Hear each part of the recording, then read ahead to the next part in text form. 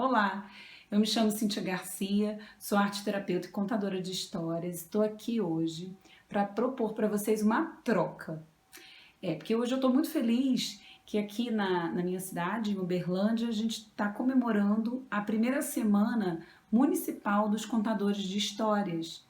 É algo novo, é uma data nova a se comemorar e mesmo com o isolamento, acho que não é uma data que possa passar em branco.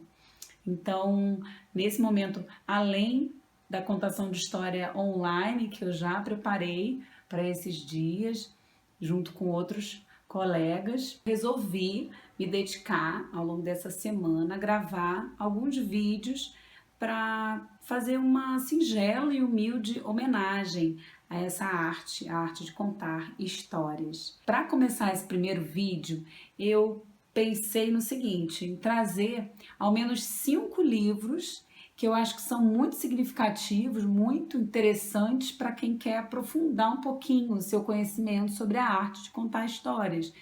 É claro que existem muitos outros livros tão maravilhosos quanto esses, imagino. Então aí vem a minha proposta de troca. Se você está assistindo esse vídeo, vai ver as minhas dicas e souber, tiver algum outro livro muito interessante sobre a arte de contar histórias, partilha com a gente, então, nos comentários comigo, para que mais pessoas tenham acesso a essas leituras sobre a arte de contar histórias. Bom, eu vou começar essas dicas por um livro que me remete, assim, ao início de tudo, porque é um livro sobre um encontro, né, de um pesquisador com um griot. E Griot é um contador de histórias, não só contador de histórias, né, mas ele é essa figura que conta as histórias, que guarda todo esse manancial de conhecimento, tudo com ele. Conhecimento não como a gente entende, né, muito na sociedade ocidental, de conhecimento técnico, científico, é conhecimento humano, né, conhecimento de valores, de princípios humanos. Esse é o livro Encontros com Griot, Sotigui Coyaté, de Isaac Bernard. Então esse livro ele vai tratar dessas oficinas que foram feitas com o Sotigui e muitas outras coisas a respeito da vida lá na África. Ele fez a viagem até lá para conhecer e é muito interessante da questão de mudança do valor da palavra, que o autor fala que no teatro ele via um esvaziamento dessa palavra né, na atuação. E com o Sotigui ele viu essa valorização da palavra em si e também da questão da valorização do próprio indivíduo, né, do seu potencial, do quanto que a gente tem dentro da gente. Então, para ser um contador de histórias, o quanto que a gente já tem de material dentro da gente. Vai trazer essa visão sobre o griot e de que forma isso pode modificar a forma, no caso aqui, da atuação e da formação de atores, né? Então, acho que serve muito também pra gente que é contador de história, principalmente porque tem vários exercícios muito interessantes, ele chama de exercícios estúpidos, mas são exercícios simples e que trazem uma transformação do olhar, o olhar para o outro, a sensibilidade, a escuta. Então trabalham outras coisas que são tão essenciais para um contador de histórias. Então, são simples, mas não banais. O que podemos perceber é que eles não visam um aprimoramento técnico, mas um despertar, pois permitem um diálogo consigo mesmo através do contato com o outro.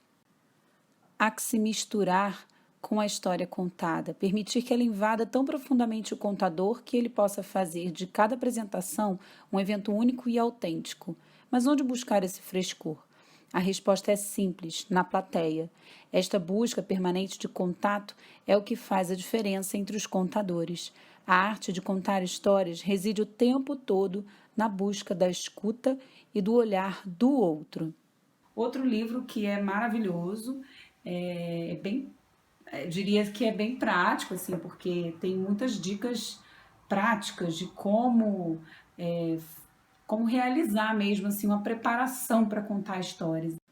O nome do livro é Acordais, Fundamentos Teórico-Poéticos da Arte de Contar Histórias, de Regina Machado, com ilustrações de Luiz Monforte. Além dela trazer toda uma fundamentação teórica sobre a arte de contar histórias, ela traz de uma forma muito leve e que a gente visualiza através das imagens também, das metáforas que ela traz, de que a história é como se fosse um trem com vagões, e aí a gente pode repartir esse trem e assim estudar cada vagão, enfim, como você se apropria da história, ela traz toda essa preparação, os recursos internos e externos que a gente precisa para se apropriar da história e contar bem uma boa história também.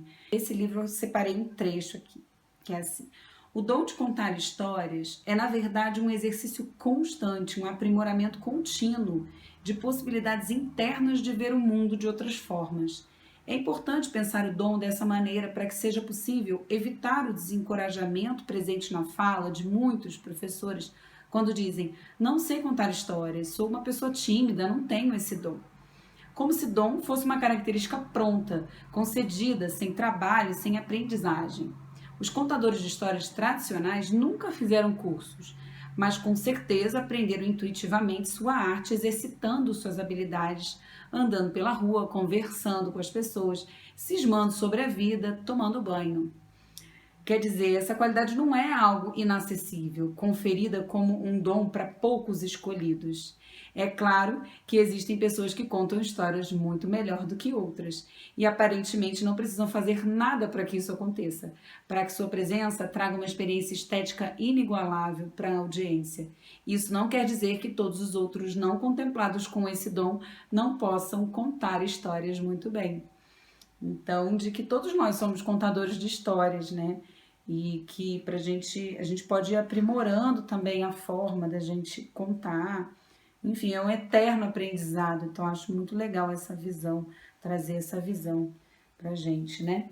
Outro livro que acho que na verdade vem com outro junto, que são dois, é uma dupla de livros, que é, um deles eu ainda não li, eu não consegui ler totalmente, só comecei. Então, porque eu comprei há pouco tempo, eu tinha esse aqui, que é O Ofício do Contador de Histórias, da Gislaine Avelar Matos e Ino Sorce. É um livro muito bom também, como eu falei do Acordage, da parte prática também. Ele dá muitas dicas, vai conversando com a gente sobre a forma de contar histórias, como você trabalhar o texto, qual é a diferença entre contar e ler um texto, por exemplo, a gente vê aqui, dá para ver bem aqui no índice, né? A primeira parte dele vai falar sobre a diferença, né, entre os contos, como memorizar um conto, trabalhar os elementos do conto, né, os personagens, os espaços.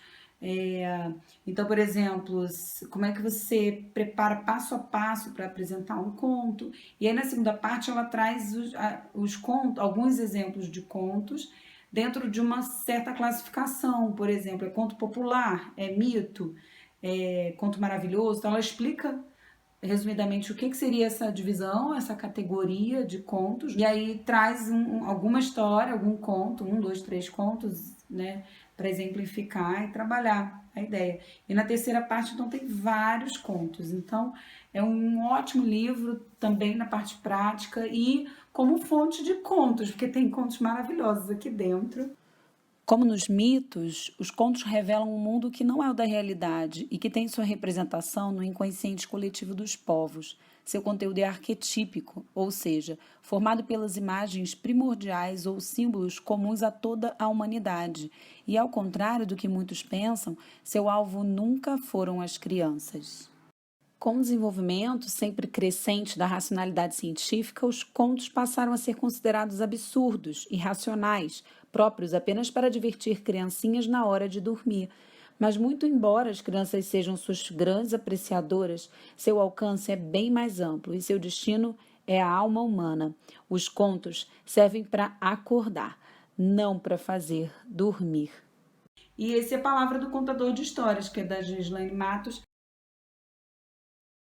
É um pouco mais denso, ele não é de exemplificação de contos, assim, não é tão simples de ler, mas é um livro muito bom de conteúdo teórico, né, que vai falar da palavra poética dos contadores de histórias, a palavra que cria. Então, vai falar um pouco sobre os contadores de história, prática, muita coisa, né, muita coisa mesmo. O que chamamos de palavra do contador de histórias não é o conto em si, mas o resultado de uma relação muito particular entre contador e conto. Um conto ganha vida e consistência por intermédio de um indivíduo, ou, mais exatamente, de uma individualidade que o encarna e o anima. O conto oral é produto da conjunção de uma história ancestral conhecida, memorizada e um dizer que o encarna no instante. Existe na fala dos contadores de histórias uma constante que é sua total entrega ao conto. O conto para eles, mais que um texto, é uma mensagem ancestral que alimenta o espírito e deve ser transmitida. O conto é uma palavra viva e o contador é alguém que pode testemunhá-lo, pois foi escolhido por ele. E para finalizar, eu trouxe uma indicação de um livro que é um xodózinho, porque é de uma amiga que fez a formação de arte terapia comigo, a Ana Gibson, e de uma outra maravilhosa, que é a Juliana Franklin, que é amiga da Ana há anos e que também nos ajudou aí na formação e é uma ótima pessoa e escritora e contadora de histórias, enfim. Essas duas trouxeram pra gente esse presente que é Contos dos Contos da Tradição Oral. Uma história e uma história e uma história e uma história e uma história. É um livro com várias histórias, muitas histórias, todas sobre histórias, sobre a arte de contar histórias, sobre as histórias em si. Então é uma maravilha, assim, é um tesouro mesmo. E, enfim, assim, elas separam, e a forma de ir escrevendo esse livro é como que eles vão tecendo, né? Um conto se une ao outro, que vai conversando com o outro, com o outro, com o outro. Então, tem uma relação de um com o outro ali. A cada história, né? A cada parte, elas colocam uma frase de alguém, por exemplo, saberia ouvir o silêncio das pedras, de Marina Colasanti. E no início tem sempre assim, como as histórias chegaram até aqui, uma história te libertará, e aí tem um texto maravilhoso também, escrito antes, e aí com mais uma frase, é um presente a cada página, assim, uma coisa muito linda. E aí eu separei essa daqui, essa parte aqui. Desde os mais remotos tempos, os contos tradicionais são considerados remédios, verdadeiros bálsamos capazes de curar os males da alma e do corpo, que costumam andar de mãos dadas. Em muitas culturas, histórias são receitadas para os doentes. A intenção é fazê-los meditar sobre o conto, senti-lo em sua dimensão sensorial, para permitir que suas imagens realizem curas físicas e psíquicas.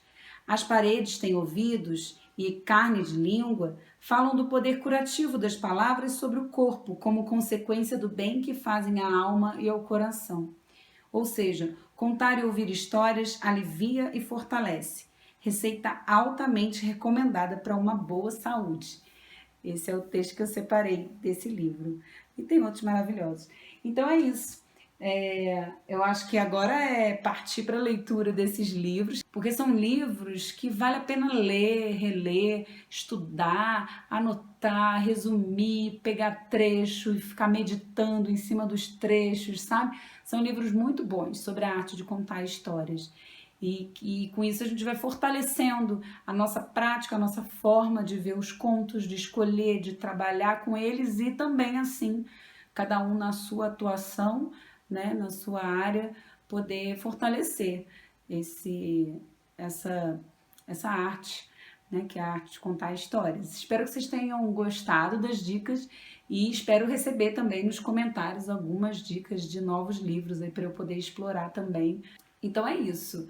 Me aguardem e a gente se vê. Um beijo. Gratidão.